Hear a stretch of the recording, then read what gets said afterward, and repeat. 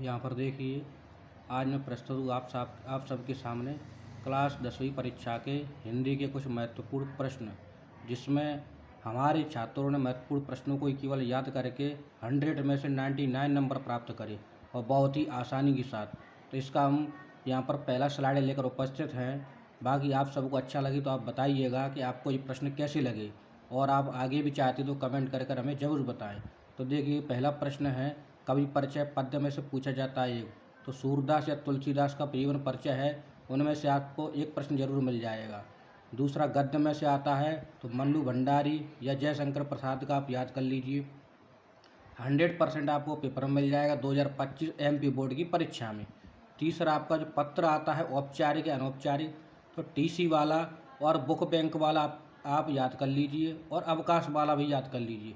Number 4 पर निबंध आता है, तो आप प्रदूषण और वृक्षारोपण 2 निबंधों को याद कर लीजिए, आपका काम हो जाएगा।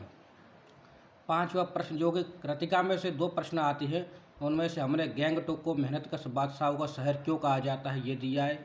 नंबर 6 पर दिया है, वीर योद्धा की 2 विशेषताएं लिखिए जो कि लक्ष्मण के रूप में बताई गई हैं। फिर एक प्रश्न है 7वें नंबर पर, रसोई घर को भटियार खाना क्यों कहा गया है, ये इंपॉर्टेंट प्रश्न। 8वां प्रश्न, भगत पुत्र वधु को अकेला क्यों नहीं छोड़ना चाहते थे। 9वां प्रश्न, मूर्ति पर सरकंडे का चश्मा क्या उम्मीद जगाता है। नंबर 10, उपन्यास या कहानी में 2 अंतर लिखिए और इनकी परिभाषा भी लिखिए। नंबर 11, रेखा चित्र संस्मरण की परिभाषा लिखिए।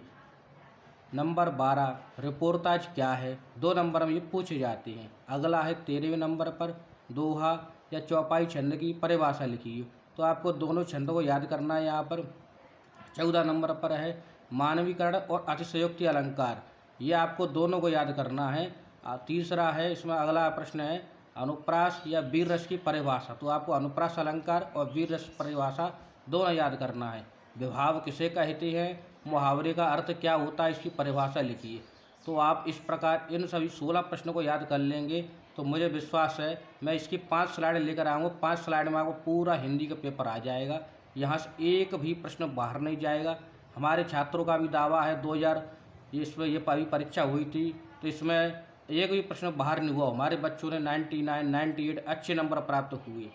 तो कि आपसे आशा है आप अच्छी कमेंट करके हमें बताएं क्या इस वीडियो में आपको कितना हेल्पफुल लगी और आपको पढ़ने में अच्छे प्रश्न लगे हों।